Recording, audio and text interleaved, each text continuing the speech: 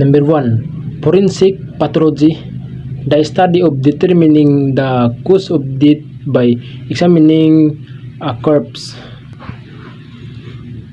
So ang forensic pathology is ang pag-study o pag-determine sa hinungdan sa kamatayon pinagi sa pag-examine sa isa ka patayg lawas sa tao. Number 2, autopsy, true examination of body after death to determine the cause of death. So ang autopsy is isa ka pinagi sa pag-examine sa isa ka lawas sa kamatayon aron mabalaan ang dahilan sa kamatayon sa tao. Number 3, toxicology, the study of the effects of chemicals on the human body, often in the context of poisoning. So ang toxicology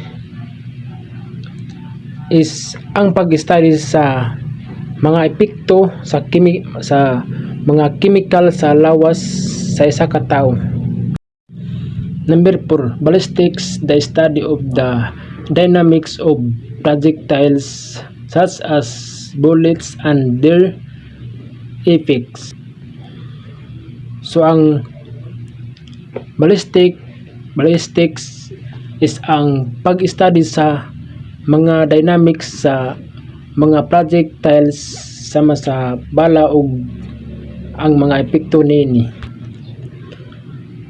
Number 5, DNA profiling, a forensic technique used to identify individuals by their unique DNA patterns. So ang DNA profiling is isa ka technique nga gigamit sa pag-ila sa mga matag isa pinagi sa ilang talagsaon nga mga sumbanan sa DNA.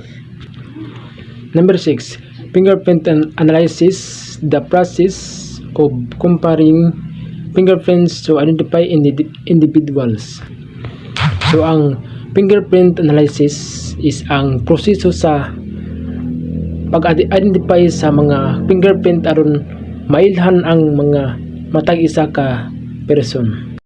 Number 7, blood spatter analysis, the study of blood stains at a crime scene to reconstruct the evidence of a crime. So ang blood spatter analysis is isa ka pinaagi sa pagtuon sa mga mansa sa dugo sa isa ka eksena sa krimen aron masayran ang pag-usab sa panghitabo sa isa ka krimen. Number 8, forensic odontology, the study of dental evidence in criminal investigation. So ang forensic odontology is ang pag-study sa ebidensya sa ngipon sa mga criminal investigation. Number 9, cybercrime, crime committed using computer or the internet. So ang cybercrime is ang mga krimen nga nahimong gamit ang computer o internet sama sa pagpanghack sa FB sa isa ka tao. Number 10, criminal profiling, the process of identifying personality traits, behavioral patterns, and geographic location of criminals. So ang criminal profiling ang proseso sa pag-ila sa mga kinaiya sa personalidad, mga nailhan sa mga pamatasan o geographic nga location sa mga kriminal. Number 11, forensic anthropology, the study of human skeletal remains to determine, identify, or identity and cause of death. So ang forensic anthropology ang pagtuon sa kalabira sa tao nagpabilin aron mabalaan ang pagkatao ug hinungdan sa kamatayon niini. Number 12. Forensic entomology, the study of insects to determine the time and location of death.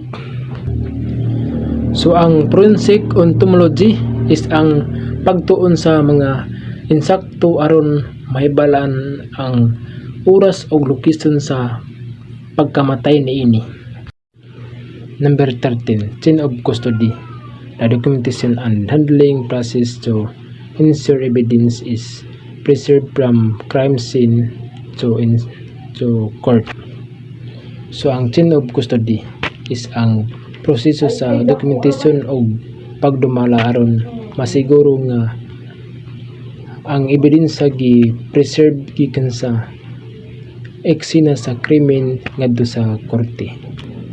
Number 14. Forensic psychology, the application of psychology to criminal investigation and law. So ang forensic psychology is ang pagtuon or pag-psychology aron mailhan ang kriminal sa investigation ug balaod. Forensic. Number 15. Forensic serology, the study of blood and other bodily fluids in criminal investigation. So ang forensic serology is ang pagtuon sa dugo ug uban pang mga fluids sa lawas sa mga kriminal nga investigation. Number 16. Trace evidence, small pieces of evidence such as hair fibers or skin colors that can link a suspect to a crime. So ang trace evidence is ang pag-study sa mga gagmay nga pugas sa ebidensya sama sa buhok o gamay nga buhok sa panit nga mahimong mag-link sa isa ka suspitsado sa isa ka krimen. Number 17. Latent prints, fingerprints that are not visible to the naked eye but can be made visible through forensic techniques.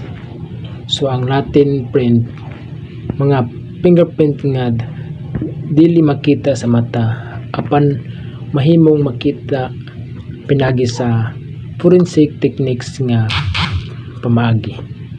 Number 18. Forensic psychiatry, a branch of psychiatry that assists and treats mentally disordered offenders.